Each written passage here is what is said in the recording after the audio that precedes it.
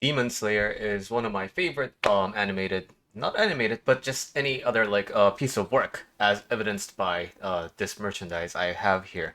I have read Demon Slayer multiple times. When the new seasons come out, I watch it all the time. But today I want to talk about Demon Slayer from the perspective of Buddhist philosophy.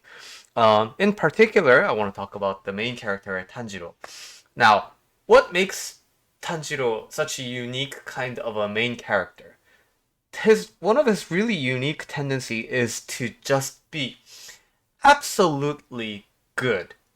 Now, all the other main characters from animated series have some sort of like a bad personality, right? So if you remember Ichigo from Bleach, the kid is basically like very insecure about his ability to see ghosts, and he gets very hot-headed easily, and sometimes makes rash decisions because of like how he feels. Now, Naruto from Naruto has the same kind of a tendency, right? He can be almost like blinded by passion when it comes to certain things. And now, um, on the other hand, Tanjiro is like just good, pure good. He never talks harshly to anyone unless it's for a reason like they're self-deprecating. And even when he is fighting enemies, he always tries to understand their perspective. Why are they doing this? And he tries to educate them on why you should not do the ill intended actions onto other people. And this is frequently reinforced by one of his favorite sayings: what you do unto others will eventually come back to you. And if you have read, obviously, spoilers ahead, boom, boom, boom. If you know the ending of Demon Slayer, you know that ultimately, how is he able, in the internal realm, how is he able to break free away from Muzan?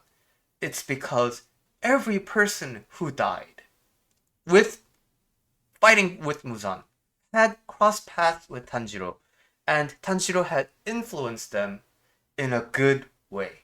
Tanjiro's kindness washed away a lot of their sorrows, a lot of their angers that they felt, and helped them get more in touch with their good side. And so every one of those deceased people, they lift Tanjiro up, and he eventually goes into the real realm where he breaks free completely from Muzan. So this whole concept of what you do unto others will come back to you is basically karma. And I have a video explaining karma very much in depth. But in this case, in the case of this work, the work of Demon Slayer itself, it goes a little bit beyond just karma. It goes to reincarnation.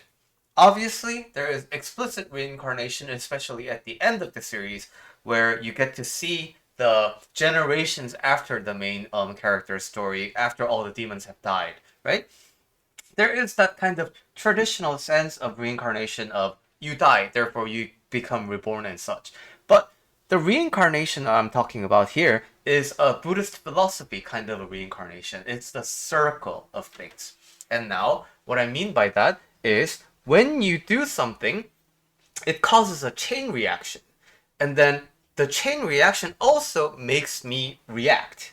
And my next action also begets another chain reaction, right? So whenever I act on a will, I invite not only karma, but a counteraction, like as evidenced also by Newton's law, right?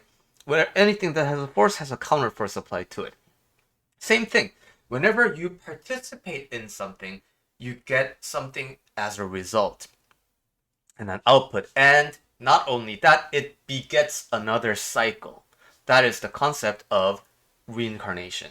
And now it's typically, intuitively demonstrated by a circle. And there are so many references to circle in the work. For example, the Hinokami Kagura, or the fire gods, or depending on your translation, the sun god stance, is ultimately what makes it work. It's a circular thing, right? you connect the first form to the last form, and then it's a dance that you continue throughout the night. And that is what the Tanjiro ultimately realized. Oh, this is the ultimate technique. Like, there's no one ultimate technique that he failed to figure out. It's the circle. It's the cycle. The cycling. And it is also reinforced by the fact that Muzan has 5 hearts and 7 brains or something. I may be flipping them around. But yeah, it's a continuous cycle. And um, not only do the people who interact with Tanjiro give back to him in their death, there are multiple occurrences where Tanjiro's personality actually changes the other person's personality. For example, my favorite character, Inosuke, used to be like a really crash kind of a mountain person, but in the end, near the ending, when he is forced to fight against Tanjiro, who had turned become a devil, he can't because now he has become soft. He has been influenced by the good. Moreover, the fight with Akaza is a great example of this too, right? Um, Ultimately, what he figured out is the world, the world that you see underneath, and then, um, as what's the result of that? Akaza is this crazy battle monster who just can't think of anything else but fighting and proving his worth through combat. But as a result of that defeat, his body resists by trying to reform a new head, but the cutting of that ultimately begets forgiveness and washes away all the sorrow that Akaza had to experience. And now he crosses over to the other realm.